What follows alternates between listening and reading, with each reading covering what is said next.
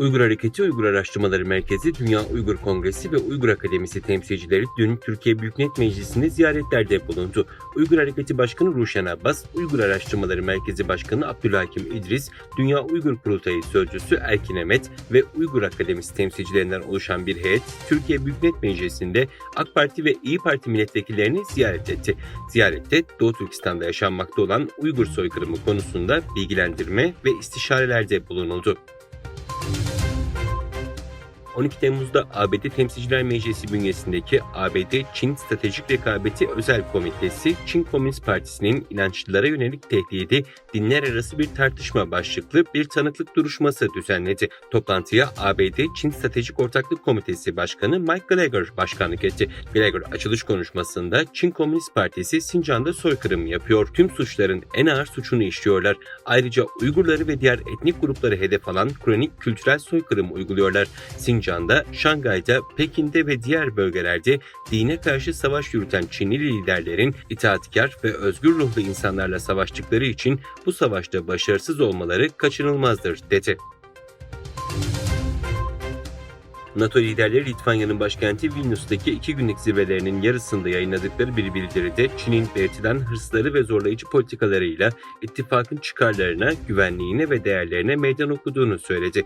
Grubun liderleri 90 farklı noktayı kapsayan bildirilerinde Çin Halk Cumhuriyeti küresel ayak izini ve proje gücünü arttırmak için çok çeşitli siyasi, ekonomik ve askeri araçlar kullanırken stratejisi, niyetleri ve askeri yığınağı konusunda şeffaf değil, dedi. Bildiride Çin Halk Cumhuriyeti'nin kötü niyetli hibrit ve siber operasyonları, çatışmacı söylemleri ve dezenformasyonu müttefikleri hedef almakta ve ittifakın güvenliğine zarar vermektedir ifadeleri kullanıldı.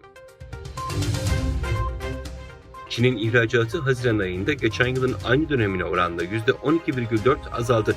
Bu pandeminin başladığı günden bu yana kaydedilen en büyük düşüş oldu. Dünya genelinde yaşanan konjektürel durgunluk ve kendi iç pazarlarındaki talebin azalması Çin ekonomisinin geçtiğimiz aylardaki olumlu gidişatını bir süre önce frenlemişti. 2022 yılı için koyduğu ekonomik büyüme hedefini tutturamayan Pekin, 2023 için kendine %5 büyüme hedefi koymuştu. Çin Dışişleri Bakanı Qin Gang'ın sağlık nedenleriyle Endonezya'da düzenlenecek ASEAN toplantısına katılamayacağı açıklandı. Çin Komünist Partisi Merkezi Dış İlişkiler Komisyonu Ofisi Direktörü Wang Yi'nin ise Çin'i temsil edeceği duyuruldu. Bakanın son görülmesinin ardından nerede olduğu konusunda soru işaretleri bulunuyor. Bakan Çin'in 25 Haziran'da Pekin'de Sri Lanka, Rusya ve Vietnam yetkilileriyle görüşmesinin ardından düzenlediği basın toplantısından sonra bir daha görülmemesi bakanın nerede olduğuna dair soru işaretlerine neden oluyor.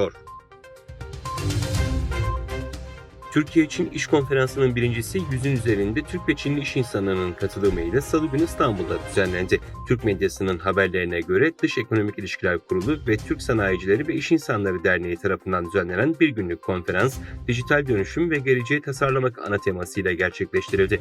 Konferansta Türk ve Çinli şirketlerin yöneticilerinin iş dünyasındaki başarı hikayelerini paylaştığı çeşitli ikili dijital işbirliği panelleri yer aldı.